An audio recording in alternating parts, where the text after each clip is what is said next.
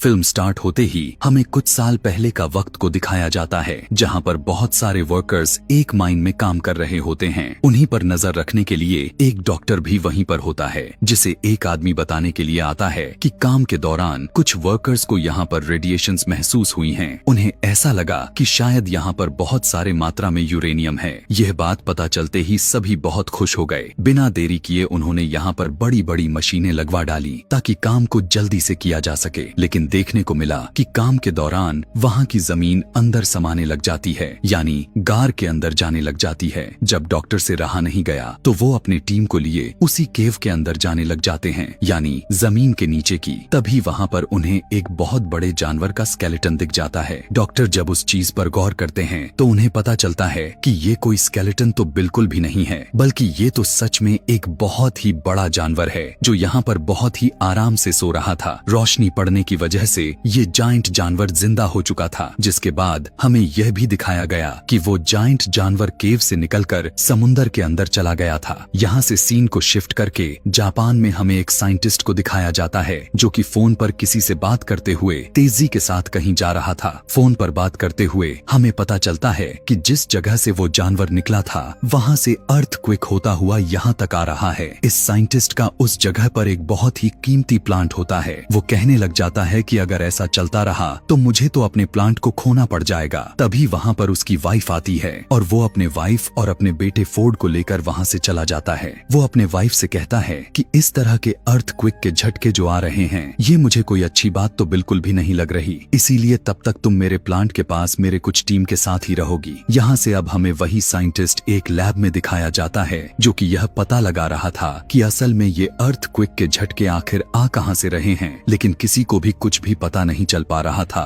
कि आखिर ये कैसे हो रहे थे। जब ऐसा नहीं हो पाता तब वो कहने लग जाता है कि सारे के सारे मशीनरी को फौरन से ऑफ कर दिया जाए, क्योंकि हम नहीं जानते कि ये झटके किस चीज की हैं और ऐसा ना हो कि हमें नुकसान न पहुंचा दे। अभी उसका यह कहना ही था कि तभी अचानक से वहाँ पर दोबारा से अर्थक्वेक आने लग जाता है। यह सब देखते हुए वहाँ पर साइंटिस्ट की वाइफ भी आ जाती है। वो वहाँ से भागने लग जाती है। अर्थक्वेक इतना तेज होता है कि चैम्बर में ब्लास्ट हो जाने की वजह से पॉइजनस गैस यानी जहरीली गैस रिलीज हो जाती है और इनके ही तरफ बढ़ने लग जाती है। साइंटिस्ट अपने वाइफ को बचाने के लिए आगे बढ़ता है, लेकिन तब तक बहुत देर हो चुकी थी और गैस पूरी तरह से उस कैबिन में फैलने लग गई थी। जल्दबाजी में उसकी वाइफ उससे कहती है कि दरवाजा बंद कर दिया जाए, इससे पहले कि गैस यहाँ तक पहुँच जाए और सभी मारे जाए। फिर ना चाहते हुए साइंटिस्ट को वो दरवाजा बंद करना पड़ जाता है। अगर वो ऐसा ना करता तो उसके वाइफ की वजह से वहाँ पर मौजूद सारे के सारे लोग मारे जाते। अपनी वाइफ के खो देने की वजह से वो काफी उदास हो जाता है। यहाँ पर उसकी वाइफ कहने लग जाती है कि हमारे बेटे फोर्ड का ध्यान रखना,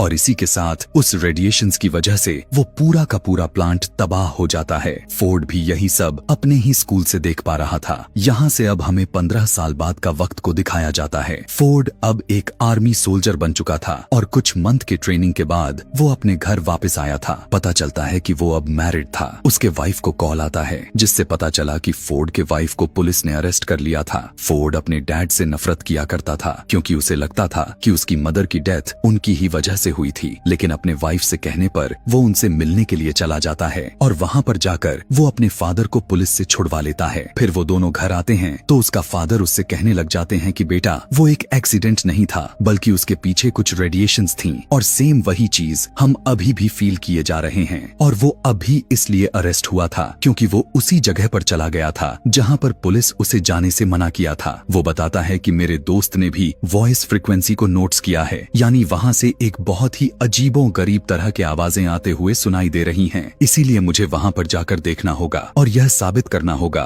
कि उस रोज प्लांट पर जो ब्लास्ट हुआ था वो कोई एक्सीडेंट नहीं था। यह सुनने के बाद फोर्ड भी अपने फादर के साथ वहाँ पर जाने के लिए चल देता है। अब वो लोग नोटिस करते हैं कि वहाँ पर तो कोई भी किसी भी तरह के जहरीली गैस या फिर कोई रेडिएशन नहीं थी। वहाँ पर पुलिस फिर से आ जाती है और उन दोनों को पकड़कर अपने साथ लेकर जाती है, और वहाँ पर वही डॉक्टर जो इस कहानी के स्टार्टिंग सीन में दिखाया गया था वो भी होता है। वो सभी साइंटिस्ट से पूछने लग जाते हैं कि आखिर तुम बार बार उस जगह पर क्यों जाते हो। तब वो सब कुछ बताने लग जाता है जो वो करना चाहता था। यह सुनने के बाद तो डॉक्टर को बहुत हैरानी होती है क्योंकि इतनी सारी इन्फॉर्मेशन तो उसे भी नहीं पता था।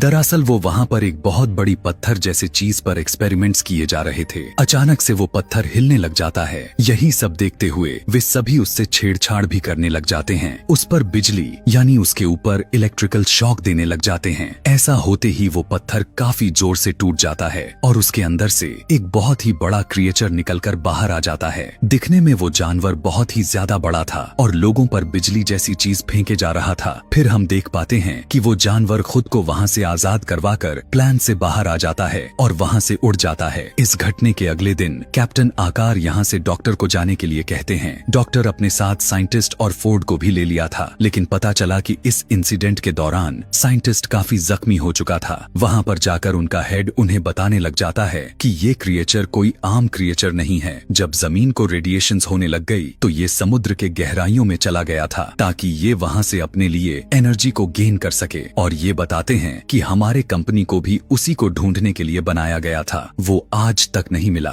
जबकि उसका नाम गॉडजिला था और ये वही जानवर था जिसे लोग अर्थक्वेक समझ रहे थे। और वो समुद्र से चलता हुआ जापान के एक प्लांट में आ घुसा, क्योंकि उसे कोई ऐसी जगह की जरूरत थी जहाँ से वो बहुत सारी एनर्जी को एक साथ अपने अंदर ले पाए। इसी के साथ हमें दिखाया जाता है साइंटिस्ट यानी फोर्ड के फादर की डेथ हो जाती है। सभी लोग यह बात सोच सोच कर परेशान हो जाते हैं कि आज इनकी डेथ हुई है, कल को कोई और भी मर सकता है। अचानक वहाँ पर हेट को कॉल आती है कि समुंदर से अजीबों गरीब तरह के रेडिएशंस आ रही हैं और उन्हें पता चलता है कि वो क्रिएचर वहीं पर मौजूद है। दरअसल वो वहाँ पर न्यूक्लियर बॉम्ब को खाए जा रहा था क्योंकि उसे एनर्जी चाहिए थी, लेकिन इसी के साथ उन्हें वहाँ पर किसी और चीज की भी सिग्नल्स मिले जा रहे थे। वहाँ पर कुछ लोग भेजे गए थे जो यह देखकर हैरान परेशान हो गए कि समुंदर से एक बहुत बड़ा जानवर बाहर आ रहा है। वो दरअसल वही खतरनाक क्रिएचर था जो कि अब शहर में आ चुका था। सभी लोग उससे बहुत ज्यादा डर चुके थे, लेकिन उसी के साथ हमें गॉडजिला दिखाया गया जो कि अब गुस्से से चिल्ला रहा था।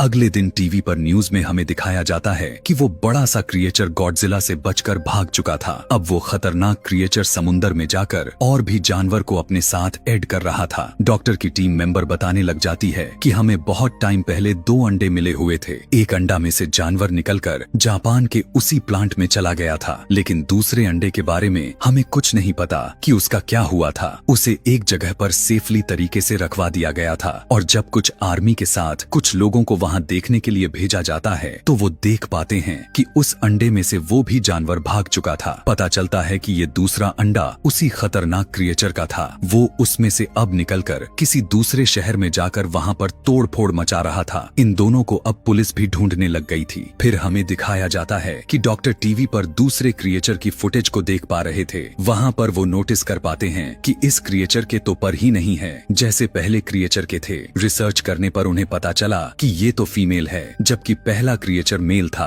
अब क्योंकि फोर्ड भी एक फौजी था तो उसे भी आर्मी के साथ वहीं पर भेज दिया जाता है ताकि वो उन क्रिएचर्स को रोक सके। दूसरी तरफ हम कैप्टन के जरिए यह जान पाते हैं कि वो क्रिएचर बहुत ही ज्यादा तबाही कर रहे हैं। तब हेट उनसे कहने लग जाता है कि हमें उन्हें एक बड़े और खतरनाक बॉम्ब से उड़ाना पड़ेगा। कैप्टन कहता है कि इससे तो उन्हें नुकसान होने के बजाय उनका फायदा होगा, क्योंकि उन्हें न्यूक्लियर एनर्जी चाहिए जिससे वो और भी ज्यादा स्ट्रॉन्ग होते जाएंगे। तब हेट कहता है कि हम इसके अलावा कर भी क्या सकते हैं, आखिर हमें रिस्क तो लेना ही पड़ेगा। वो दोनों क्रिएचर अपनी एनर्जी रिस्टोर करने के लिए यानी रेडिएशंस को खुद में फील करने के लिए समुंदर की तरफ बढ़ने लग गए थे, क्योंकि समुंदर की गहराई से उन्हें बहुत सारी रेडिएशंस मिलेगी और इधर से गॉडजिला भी उन्हें मारने के लिए आगे बढ़ रहा था। तो यह सब लोग भी उसी समुंदर की तरफ बढ़ने लग जाते हैं और साथ में न्यूक्लियर बॉम्ब को रख लिए ताकि उन्हें उड़ाया जा सके। फोर्ड भी इधर नजर रखा हुआ था, जबकि उस बॉम्ब को एक बोट पर रखा गया था। मेल क्रिएचर उड़ता हुआ आकर उस बोट पर अटैक कर देता है और उस न्यूक्लियर बॉम्ब को उठाकर वहां से चला जाता है।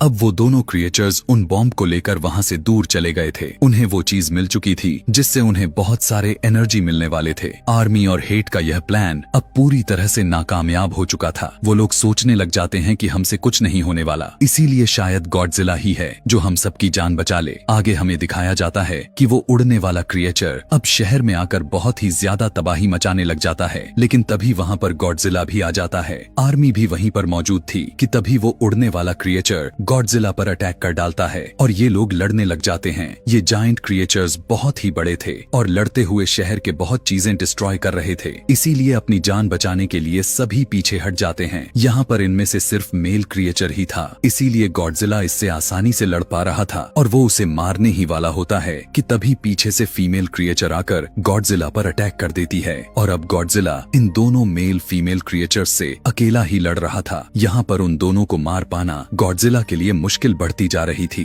दूसरी तरफ हमें दिखाया जाता है कि आर्मी को अंडरग्राउंड यानी जमीन के अंदर एक घोंसले में बहुत सारे अंडे मिल जाते हैं जो कि फीमेल क्रिएचर के ही थे। इधर गॉडजिला उनसे अब काफी जख्मी हो चुका था, उन्हें हरा पाना काफी मुश्किल होता जा रहा था। आर्मी भी वहाँ पर एक बॉम्ब पर टाइमर लगाकर बाहर आ जाती है और कुछ ही मिनट के बाद जब वो बॉम्ब ब्लास्ट हुआ तो वहाँ अंदर के सारे अंडे फट जाते हैं। मेल और फीमेल क्रिएचर जब यह देखते हैं तो उन्हें अपने अंडों की फिक्र होने लग जाती है। जल्दबाजी में दोनों गॉडजिला को छोड़कर अपने अंडे की तरफ भागते हैं। उस धमाके की वजह से गॉडजिला को यह फायदा हुआ कि उस धमाके की रेडिएशंस गॉडजिला में एनर्जी बनकर जाने लग गई और उसने वही एनर्जी को यूज करते हुए अपने मुंह से उन दोनों क्रिएचर पर उगल दी। यहाँ यह देखकर ऐसा लग रहा था कि गॉडजिला काफी स्ट्रॉन्ग हो चुका है। वो दोनों क्रिएचर्स से पूरी ताकत लगाकर लड़ रहा था। लड़ाई करते करते गॉडजिला मेल क्रिएचर को जान से मार देता है। यह देखने के बाद तो फीमेल क्रिएचर को काफी गुस्सा आ जाता है और उसे इस बात का भी गुस्सा उसके सर पर सवार हो चुका था कि आर्मी ने उसके दिए हुए सारे के सारे अंडों को बर्बाद कर दिया था। इसीलिए वो जब फोर्ड को देखती है तो उसकी तरफ बढ़ने लग जाती है, लेकिन गॉडजिला उसे पीछे से पकड़ लिया और उसका मुंह को खोलते हुए अपने मुंह के अंदर से सारी की सारी एनर्जी के रेडिएशंस उसके मुंह में डाल देता है, जिसकी वजह से उसे बहुत ही ज्यादा पेन हुआ और वो वहीं पर मर जाती है। फोर्ड भी यहाँ पर काफी जख्मी हो चुका था, लेकिन आर्मी उसे ठीक करने के लिए उसे वहाँ से ले जाती है। अगले दिन हमें गॉडजिला दिखाया गया। लोगों को लग रहा था कि वो मर चुका है, लेकिन वो बहुत ही ज्यादा थक चुका था और अपनी आंखों को बंद करके लेटा हुआ था कि तभी अचानक उठ गया और समुद्र में जाने के लिए आगे बढ़ने लग जाता है। उसे ऐसा देखकर तो यही लग रहा था कि वो यहाँ पर किसी को कोई भी नुकसान नहीं पहुँचाने वाला था और न ही वो ऐसा करने के लिए आया था। उसकी दुश्मनी तो बस उन खतरनाक क्रिएचर्स से था और अब जैसा कि वो उन्हें मार दिया था वो इसीलिए वापस समुंदर में चला जाता है। दूसरी तरफ दिखाया जाता है कि फाइनली फोर्ड भी अपने बेटे और वाइफ के पास चला गया था और सब कुछ पहले जैसा नॉर्मल हो चुका था। इसी के साथ ये कहानी भी यहीं पर खत्म हो जाती है। ऐसे ही और भी मूवी एक्सप्लेनेशन वीडियोस देखने के लिए